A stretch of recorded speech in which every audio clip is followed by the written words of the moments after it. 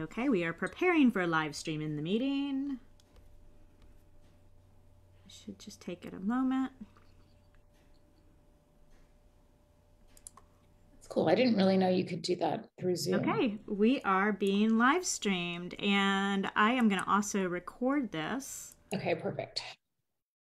Awesome, awesome. So let me just check the group, and you can check from your end. Hopefully, it's there and live. Okay, it's refreshing right now.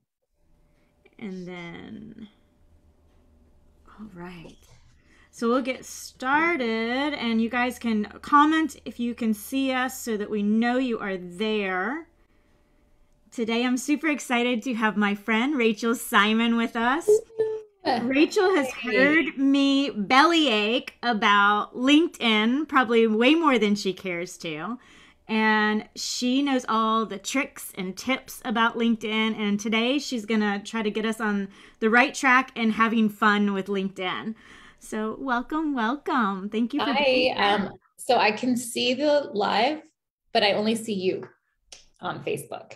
Oh, there I am. Okay. Yep, it's on speaker I didn't know view. if it was a double, if it was a split Yep, screen. so you're in speaker view. Actually, we can change that if you like.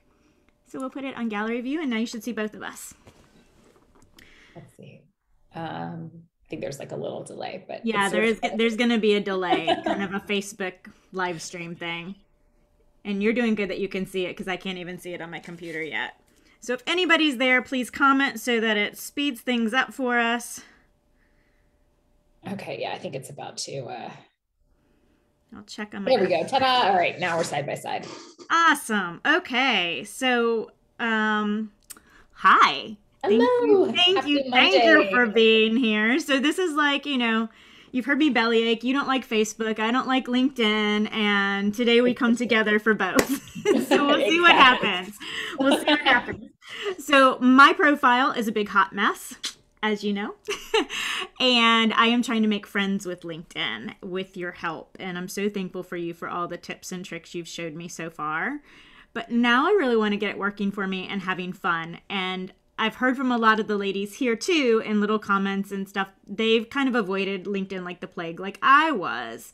So I don't know if that's the creatives, the magical, the mystical, the healers, or if we just don't know how to use the platform in a way that would be more effective for us. So I just wanted to kind of turn it over to you and just say, help. Yeah, I totally get it. And I think that part of the, and I know I'm going to use your language, the mindset change is that LinkedIn is really different than it was 2 years ago, 3, 4, 5 years ago. So much has changed. COVID definitely had something to do with that. I think it helped expedite the changes, but I think those changes were coming regardless of the fact that we, basically spent the last almost 2 years at home. So, really, I think there's a sort of this assumption that on LinkedIn, it's like all, ties, tightly tied, like so boring, all white papers and case studies, and no personality. And that's not the case at all. Now, there's still a lot of white papers. There's still a lot of case studies. There's still a lot of like boring blogs, this, that, and the other. But what there's starting to be more of are interesting, really interesting and unique perspectives. Sometimes those are from the traditional business points of view, but sometimes they are in that. And I think that the way you described it is the right words, like the creatives, the healers, the alternative thinkers, things of that nature. Like there is a place for everyone on the platform, because just like in the real world, you find your tribe, right? So you put out, your vibe is your tribe. You put out a certain vibe and you're going to attract people that resonate with what you have to say.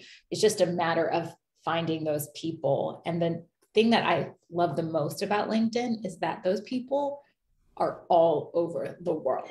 Like it is a global community. And so some of the deepest relationships I've built with people on LinkedIn are in Australia, they're in the UK, they're in, continental Europe, like they're all over the world.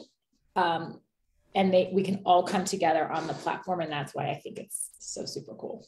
Awesome. Awesome. Well, tell me how to put the personality into the profile, because I know you're a specialist at that specifically. Like, you know how to get and grab attention, and to go through that by myself, it's been a little challenging. And one of the challenges I've had is I like doing a lot for my cell phone.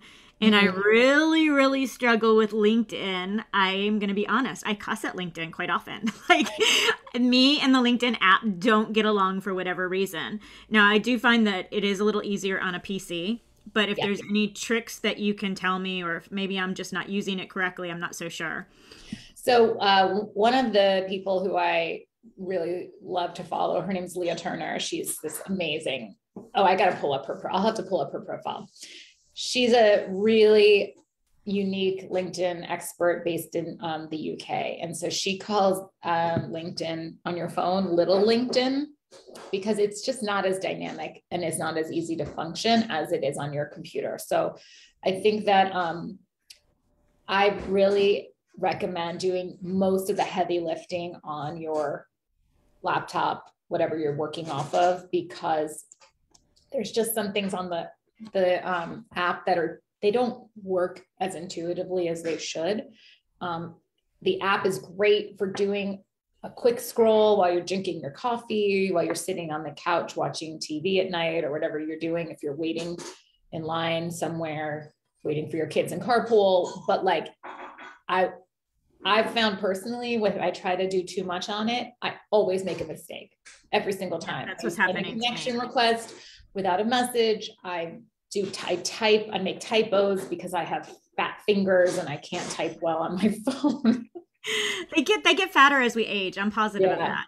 Yeah. I gotta close my door real quick. Sure.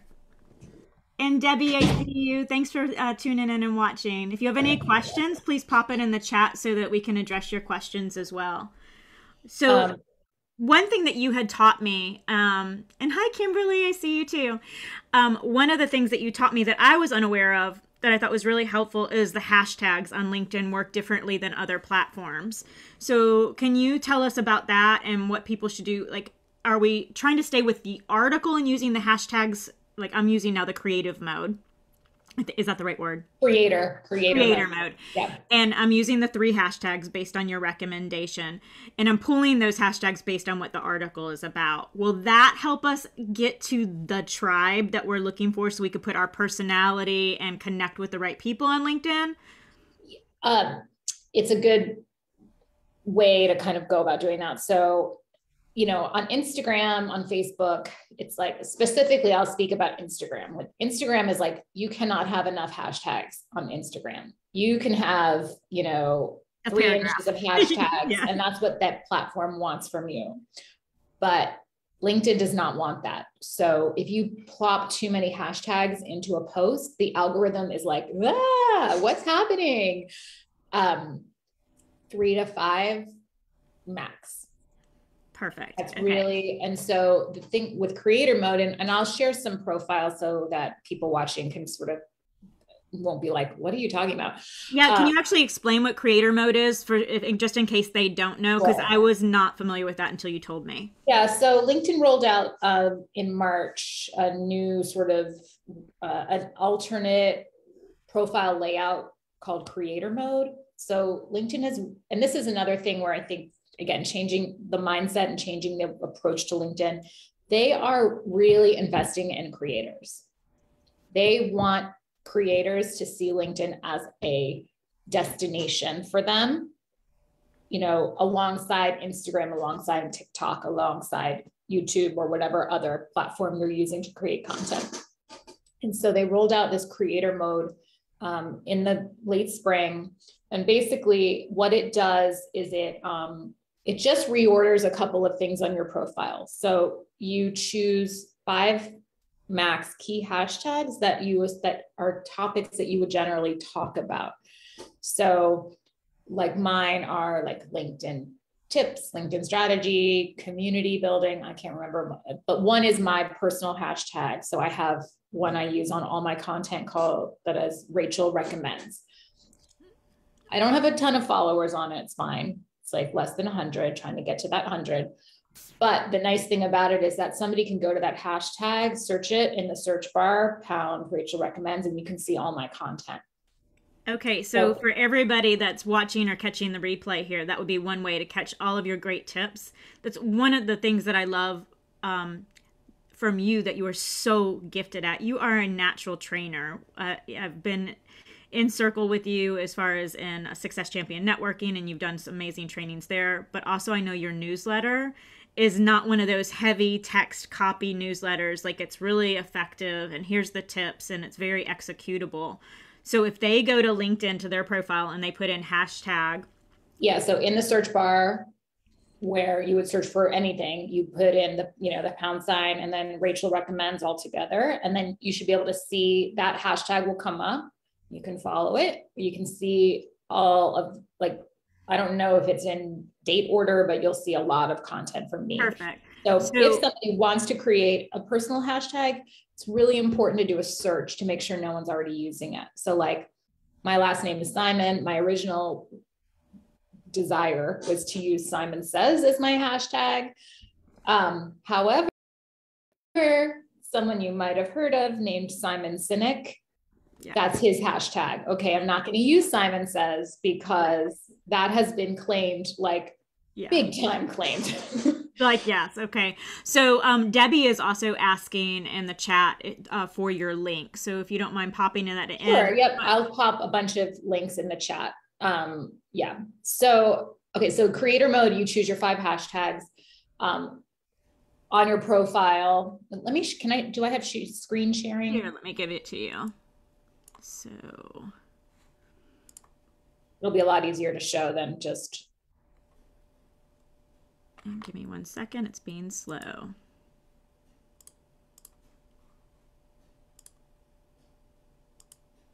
Okay, you should have it now. Okay. So let me share my, oh, I don't want to share that one. Hold on. I want to share this one. For you guys watching, I told her she could use my profile as an example of a hot All right. So, oh, I love this one. You recommended so I'm going to show Dana's. Okay, let me show you this. This is Rob Roy. Rob Roy, like, if this doesn't get you to realize that there's a place for you on LinkedIn, I'm not really sure I can show you another profile that will. So oh my gosh, I love it. I am stubborn. I am chaos. I am weird. Rob Roy is a fashion designer out of, I guess he changed his location to New York. I thought when we connected, he was out in Seattle.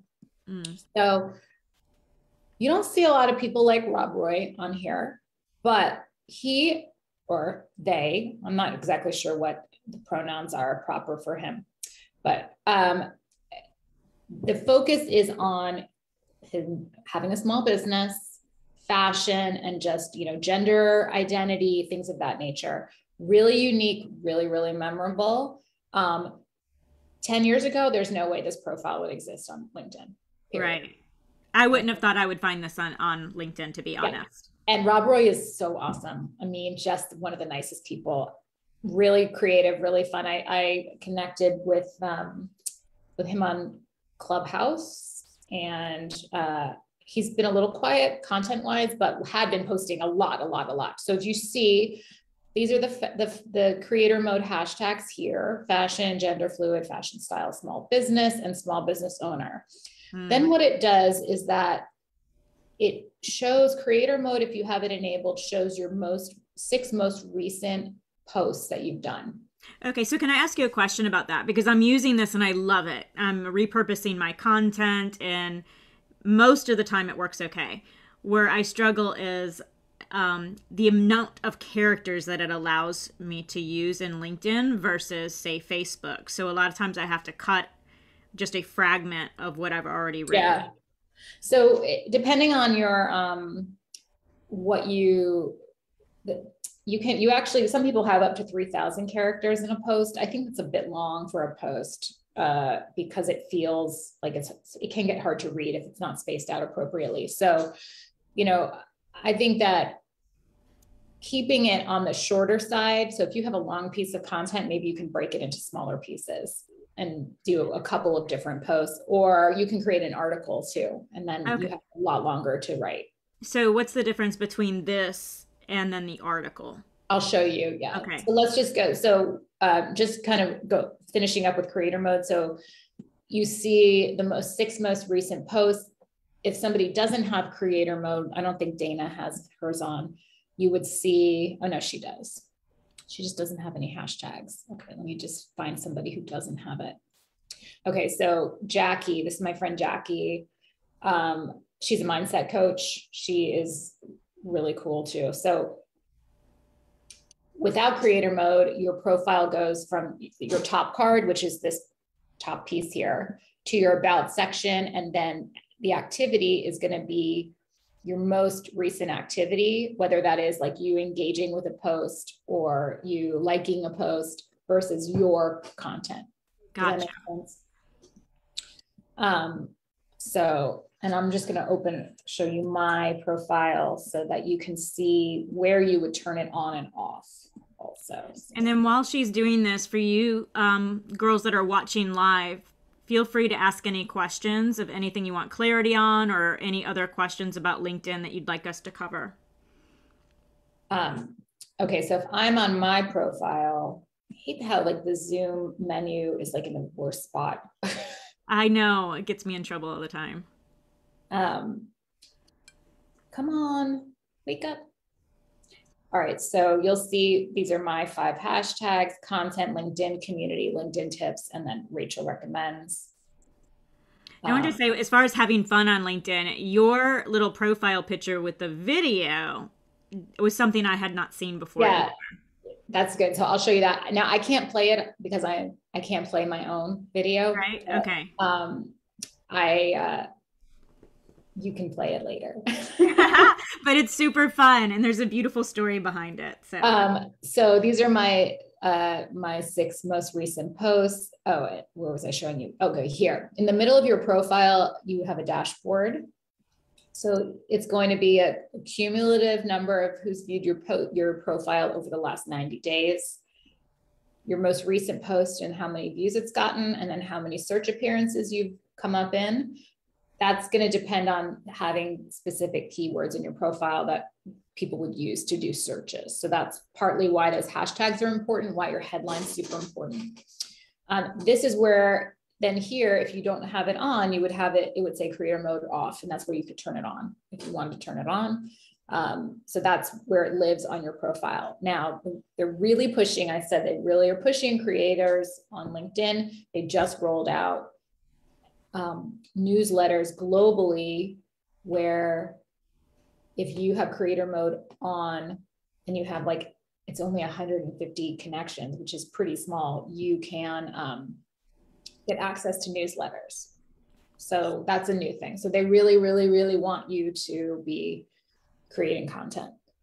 And then this is another good section here. A bunch of the other profiles that I showed have it, where you can add featured content in the middle of your profile. And the nice thing about that, what's good is in this section, it's good to show a mix of content, but it's also good to promote specific things you want. So like subscribe to a newsletter, or sorry, newsletter is a bad word. It's a dirty word because nobody wants another newsletter, but we all know that it's still a newsletter. Subscribe to email, or here's a free resource. So putting something that's a specific call to action is really good to have that front and center in this section. So if you're trying to build an email list, or you have a giveaway, or you're launching a course, or you are, doing a webinar, like you want that in this featured section. These are links. So it has to have like a graphic that goes with it for the graphic to populate. Let me ask you for Debbie. She's saying, Rachel, is this for everyone, every LinkedIn profile, the dashboard with all that information? Yep. Perfect. Yeah. So there you go, Debbie. What you can't see if you have a free account, unfortunately, anymore, is that, so if I click on who's viewed my profile, I get this little chart and I can see the people. If you don't have a paid account, you can't see that, unfortunately. So you won't be able to see this chart. But otherwise, the functionality of everything we went through so far would be the same. Yeah, the numbers are there. And I'll tell you the best workaround if you want to have some paid features without spending the money, like the top money for premium, is LinkedIn Learning. LinkedIn Learning runs about $30 a month. So it's like $250 for the year. It's really inexpensive. You get access to some good courses and you get all the premium features for like a very small amount of money. So that's what I have because premium's kind of pricey, I think. Perfect. Well, thank you. That was a good question. Okay, this is another person. I feel like she just kind of resonated with me when I was doing some searches of my connections for sort of the kind of the vibe. Yeah. Hallie, like how fun is she? Right. She's super fun. She's got really like a really engaging photo. I really like her, her header image here. It's really, really important to put a picture here. Like it's sad when it's just gray because that's not fun. We want it to be vibrant, especially if you have a really vibrant business or, you know, what you do has a lot of energy to it. You want to utilize this space effectively. And her, you know, I think you'll like her headline. If you think manifesting is woo-woo, let's talk. Oh my gosh, I love her already. So again, I'm trying to make the point that like, yes, there's boring stuff on here, but there's also really, really fun stuff. So when you find people like Hallie, you want to follow and engage with people like that, because then you are going to find more people who have that same vibe and sentiment.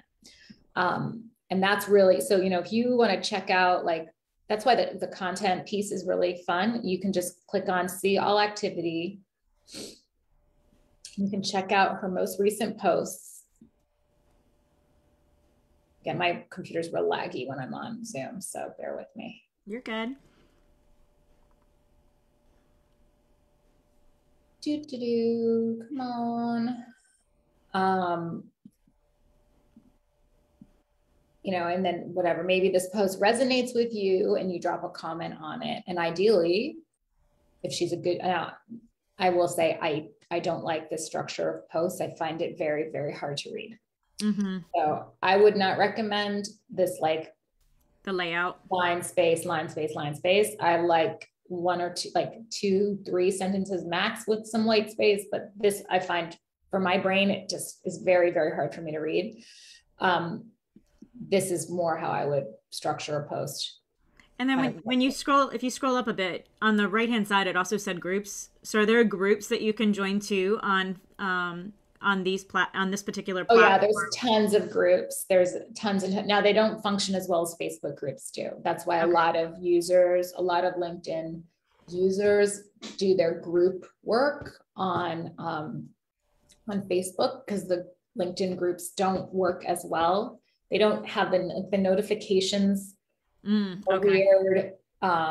It's just not as functional. And it's something LinkedIn people really bemoan. You know, there's a lot of people, again, not to hate on Facebook since we're on Facebook right now, but like there's a lot of people that would never log back onto Facebook again if they could move their group to LinkedIn and it worked. It had the same functionality. So, but they do exist. And there are some groups that work that are really, really dynamic. It's just a matter of, are they well run and is the audience engaged with it? But that's a very good question. So anyway, so if you like her post, then you can drop a comment and then she would probably respond to your comment because that's what good LinkedIn users do is they reply to every comment. And that's how you kind of find the people. You can, you know, maybe you check out like, okay, who's commenting on her posts? So here's a relationship coach and let's see who else. You start to kind of find people that are engaging in the content that you find interesting, and you can build out that network of people that are more along the lines of what appeals to you.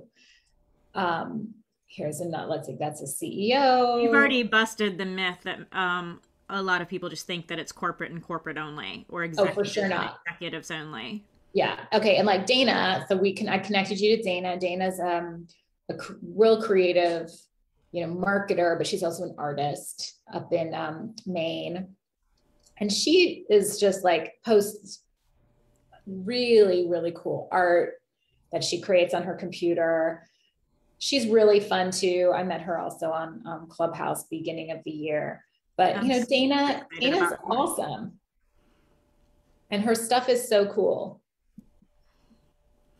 Yeah, I read this article. The one that she has of Cruella was really cool. Yeah. Okay, let me show you that with articles. Okay, so here's the other thing, which I think is differentiator with LinkedIn in comparison to some of the other platforms. Or Instagram, you can do photos, videos. That's really it. Facebook, you can do pictures, videos, like text posts. On LinkedIn, there's like 8 different kinds of content you can create. So you can do a text post where it's just writing. You can post a photo. You can upload a video. You can write an article. You can also, if you click into the create a post, you can, it's giving you these things too, photo, video. You can add a document, which is like I use Canva to create, I use the Instagram like template size, a square template size, and you can create like a mini little PDF. And those are cool. Really, really fun. I'll show you an example of one of mine. You can, if you're hiring, you can show your hiring. You can celebrate an occasion. So like if, let's say you have a coworker and it's their 1-year anniversary, you could do a little congratulations thing for them. You can also do a poll, and polls are getting a ton of engagement on LinkedIn. So there's so many kinds of content you can create that, everybody kind of resonates to one or the other. Video is kind of at the lower level of my favorite kind of content, but I have done videos. Mm-hmm. I like to do text posts. I like to do documents and polls. Those are the 3 that I gravitate towards the most, but there's so much opportunity to do all kinds of different content. And that's what's really. Yeah, that's great. I've never used, I've always just done copy and so do it. And you've got a couple questions before we go on. Okay. So Kimberly has, she says, so how do I know if I should be posting on my personal versus business page? Okay. So you should do both. It needs to be a dual strategy. Anybody who's a business owner, even if it's just you should create a company page so your branding comes through. So what we don't want to have are these, I need to find somebody with the sad gray. Oh, well, actually I can use the sad gray box. The sad gray box. That's not fun. You do. I know you do. Nope, not to make fun of Jen, but I'm almost positive you have a sad gray box. If I have a sad gray box, we clearly need to fix it. Let's see if I have it. Drum roll.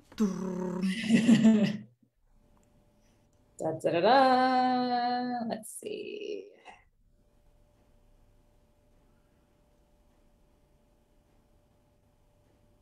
Yes. See the sad gray box there? Okay, so how do we fix it? You create a company page. Okay. So what we want is, she doesn't have a company page. Brave Healer doesn't have one. I'm not sure if I guess, I don't know, her LinkedIn. She does on Facebook. Okay. So we'll just talk about whether you're going to do Gypsy Moon or you want to do jenpiceno.com, whichever one you want to do. Creating just a basic company page where you have your visuals of how to contact you and, like the basics of what your company does, because then you get your branding to come through.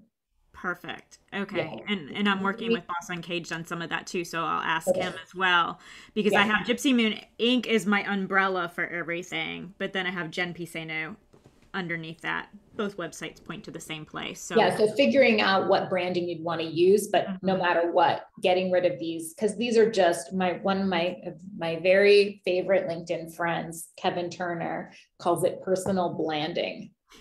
It is bland, and I didn't know that I would. I was bland in that. Yes. So you don't want to have any personal branding on your profile. You want to have personal branding on your profile. Yes. So. Okay. And then Kimberly has another question. Should I be asking for recommendations on my personal page or business page? You cannot get recommendations on your business page. Okay. So personal it is. Personal it is. Yes. There's not a place for like business, which is interesting if you think about it. I'll have to ask there's a woman out of Australia, Michelle Raymond, who's like the queen of company pages. And I'm wondering if they're ever going to roll that out on company pages. And then that's an interesting feature for me, from my perspective with LinkedIn, that somebody can't give me a recommendation without me asking for the recommendation. No, you can recommend, you can give a recommendation. Can you show us how to do that? Because I had trouble finding that. Yeah. So if you're on your profile, you want to kind of scroll to the bottom, and it'll take 100 years to populate. Kimberly says she didn't and know. You're not bland. Kimberly's bland too. We're gonna spice things up together, Kimberly. No worries. Okay, so at the bottom is the section recommendations. And so you've got usually on LinkedIn, anytime you want to make an edit, the little pencil is what you do to make your edits. But here there's two different interfaces. This is if you want to ask someone to recommend you. So if you click on that, it takes you through a bunch of different questions of like, who do you want? It has to be a first degree connection. So who do you want to ask? How do you know them? How did you work with them? And then you can always write a message, like it explains, what you're looking for, and send it. If you want to give one, you just can go to their profile. So like, let's say, let me go to Kim. I'm not going to write it right now, but if I'm going to go to Kim's profile and show, you have a logo, Kim, you're not bland. If I go to the bottom to her profiles, I can recommend. Okay. So that's what I was missing. I wasn't going to their profile directly. So I thought I had to ask. Okay. Yeah. So you go to the person's profile you want to recommend, and it's at the bottom there. Perfect. Yeah. So I'm going to another thing on here. If you have any licenses or certifications, you definitely want to include those on your profile. But how many I've got so many that it's ridiculous. Pick the most like relevant ones and the most recent ones. Okay. And then the other thing, I don't think it's on here, but I'll go back to mine, that I really recommend is that you also put in your volunteer experiences. Okay. That would be something that I have not done yet on my profile. Okay. So a couple of things. Number one, some people, have gaps in their resume because they stayed home for a couple of years, maybe to take care of their kids, or, they had a period of unemployment.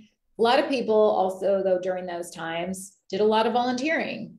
And so that you get a lot of job skills by volunteering in certain places. So putting your volunteer experience really helps flesh out you as like a well-rounded person. Now, is that more for people just that are using LinkedIn as a platform to be seen and possibly hired or have opportunities come to them? What about for just entrepreneurs? Is it equally? I think it's good for everybody, because look, what if I want to do business with somebody and they are like, wow, you're really passionate about giving, being a blood donor. That is something, my son, when he was younger, had to have multiple blood transfusions. And I'm always grateful for people like that. Like, you don't know where there's going to be a point of connection with some volunteer role that you have on your. What I like about it is that for me, when I look at it, it makes that connection with the person, human to human. Exactly. Like, just like interests even, right. Or like you're saying, the passion. Like for me, No Kids Hungry is really important to me, and Pachamama Alliance is something that I regularly donate to. So if I see that, it's an instant like, okay. Yeah. So my recommendation in this section is that you use volunteer experience for any organization that you have done some sort of like leadership role in, like active role. So again, I'm on my synagogue board. I'm involved with this awesome organization here. Every Woman Works. They're helping women who are like getting their lives back together. I love that. Drug, like major drug problems. And I do a LinkedIn personal branding on LinkedIn workshop for them every 6 weeks. I'm really proud of that. I'm on my kids' PTO because I got sucked into that one. Sucker! So all of these are things where I have done a leadership role. If you're a member of an organization, like, a professional organization where you literally just pay a membership fee, then that goes somewhere else. I would put that in the bottom there's a section here called organizations, and that's where I would pop that. Okay. All right. And Kim, I saw your question. You can't control what your past employers have. So if you have a past employer that never created a company page, then there's nothing you can do about it. The blanding is on them, not on you. It's that if you have a business, you should have a company page. Then the blanding is under your control and you can make it exciting. I love it. The blanding is on them, Kimberly. The blanding is on them. Yes, they are. Awesome. This is so good. So there's hope for me on LinkedIn. There absolutely is. And I know you are good on video. If anybody likes video, like LinkedIn is really, really pushing video. Like they want people to put videos up. They give, videos do really, really well. Definitely would encourage always captioning videos just because. And is there a time limit on those videos? I mean, not really, but the best video length is probably no more than 2 minutes. Okay. That's what I wanted to know. Video. Yeah. Perfect. Okay. I was going to show articles, just what that looks like. So let's say you had an idea, you got inspiration and you started writing a text post and you're like, wait a second, this feels a lot bigger than what I can fit into a text post. Then you could write an article. And so you can write an article as yourself or any company page that you are an administrator on. So I'm going to just do it as it's me. And then you get this interface here where you can add a photo, you can create a headline, and then you can write in, type your article. It's good to really break it up. And I'll show you an example of one that I've written. And while you're doing that question, so we have the regular post, which is copy, and then we have the article.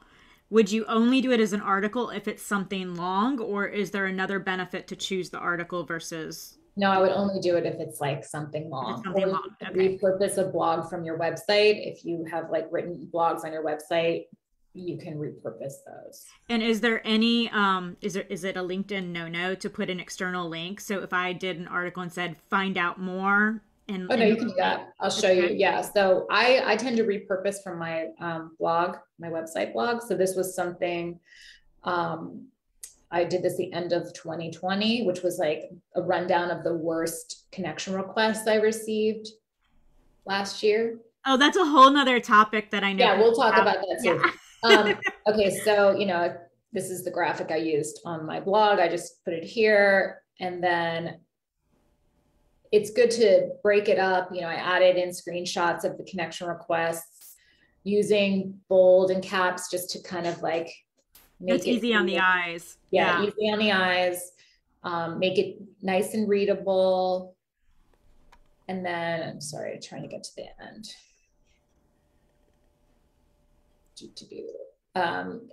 This is where, I gave a lot of like, here's some examples of ways to send a good connection request, because there's a lot of bad ones. And then I always include a link to where it was originally published. Perfect. Yeah.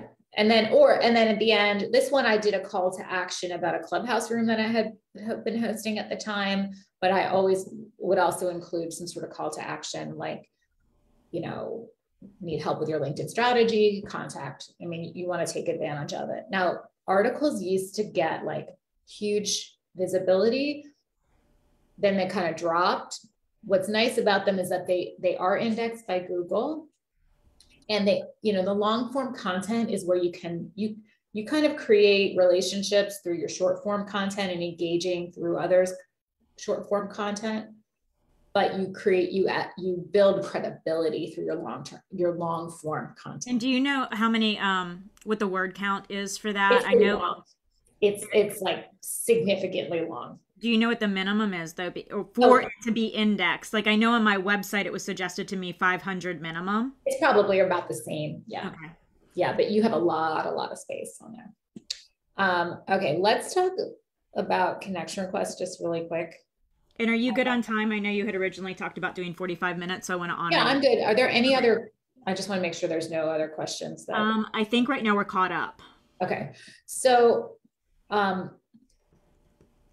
me go to some of my outstanding connection requests here, and I'll show you what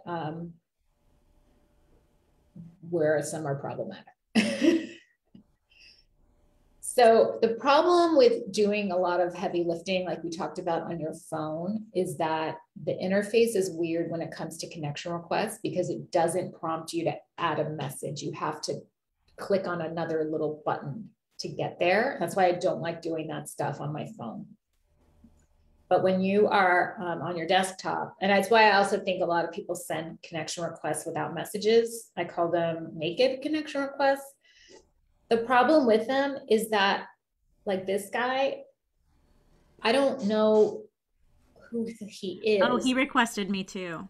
Okay, so if I'm going to connect with him, I have to take the time to like look at his profile, read his profile, and decide, do I want to connect with him? That's kind of same with this guy.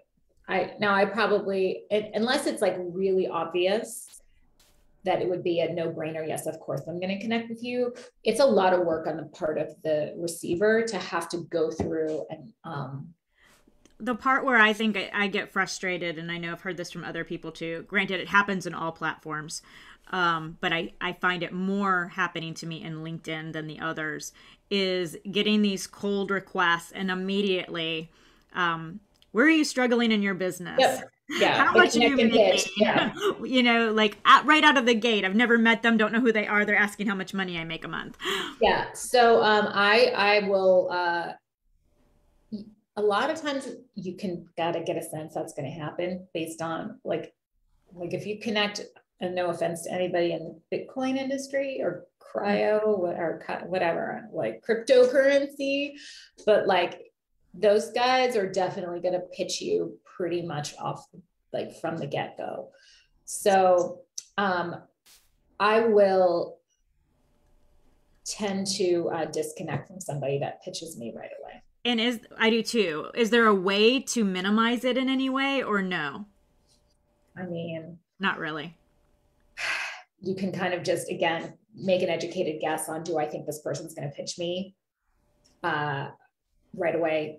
Then yeah, it's super annoying. It's not very much fun. So when you are looking to send a connection request, let me just find an example. Like this guy, I don't need to do that. Let's say I wanted to connect with this guy, Manny. I don't know who he is, but we'll just look at his profile real quick.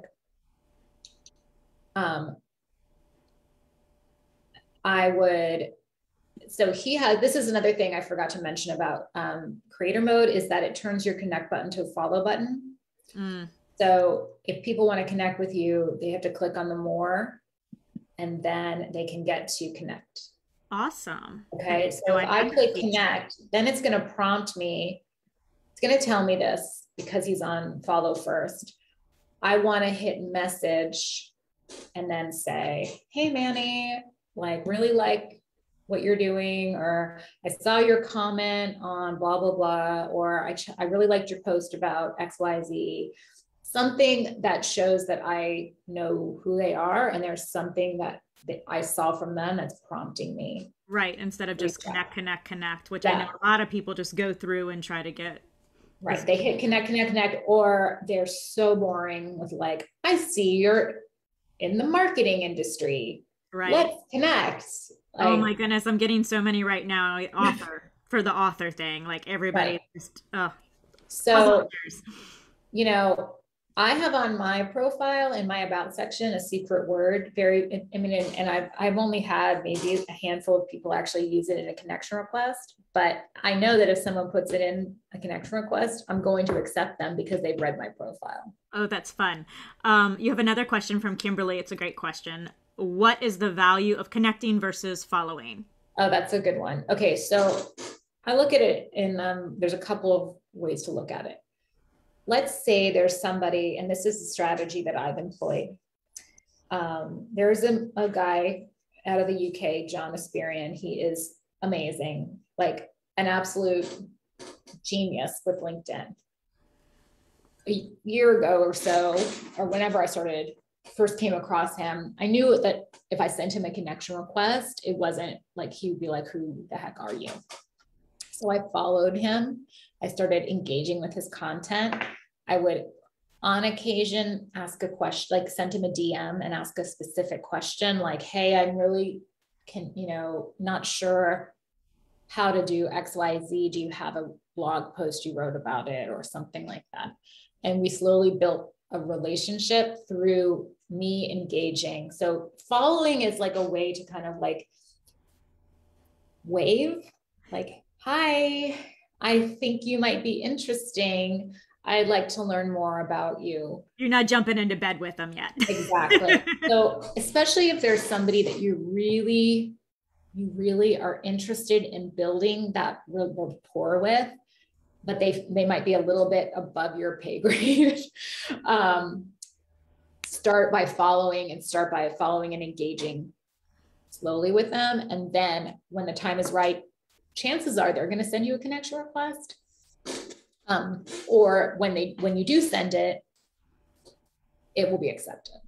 So, and then sometimes there's people where you're like, I just want to sort of get a sense of who they are before I decide if I want to connect with them. So, this is a great comment for you from Debbie. She says, there's a lot in this training. I'd love to have a list of etiquette, do or don't do.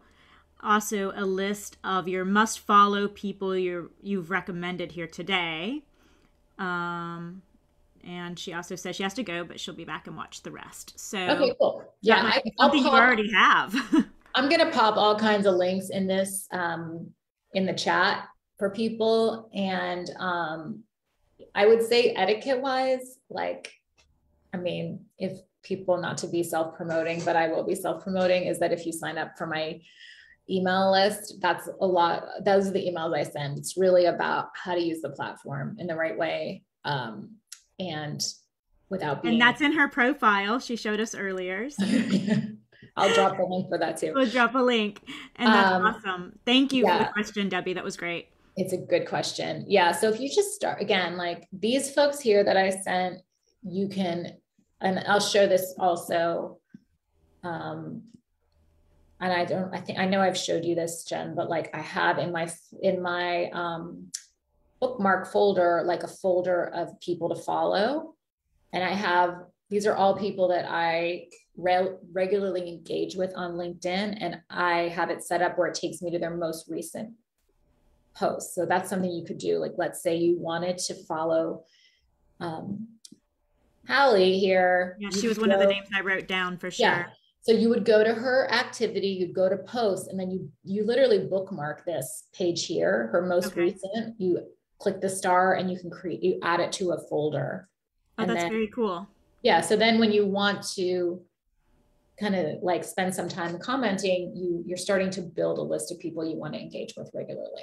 I love that tip because so often, there are people that I don't know well enough yet, and I might catch it in between doing my multitasking of a million different things, and then I forget the name. Exactly. Right? So that I love that. Thank you so much. Yeah. So grab that. You could create a whole folder for Success Champion networking people. Okay, perfect. Well, thank you so much. Is there anything else you think we need to know so we can start having fun? I think the best piece of advice is to just do it. Like, don't. It's like Nike, just do it.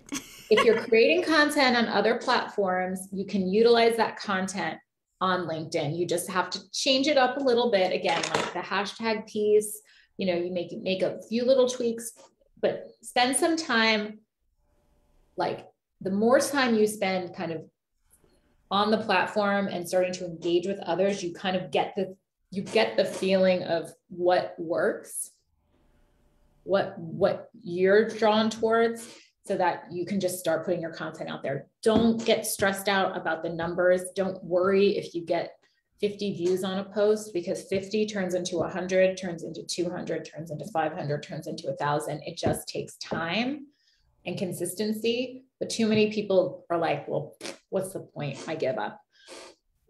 I've been posting for almost a year.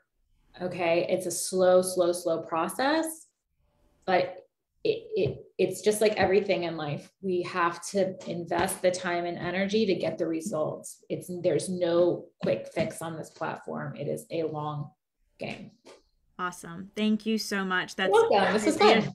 It's reassuring to me too, because I told you I've earned a few gray hairs on LinkedIn, and nobody needs more gray hairs. Nobody needs more gray hairs.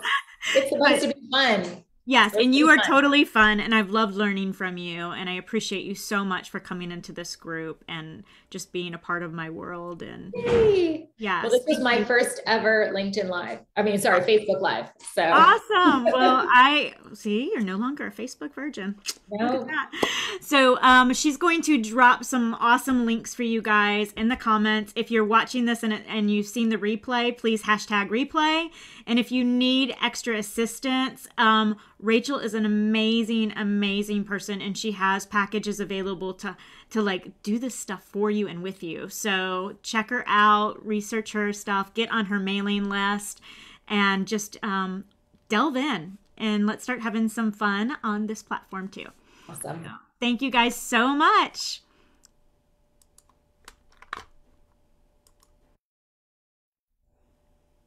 And let me figure out how to stop Facebook Live.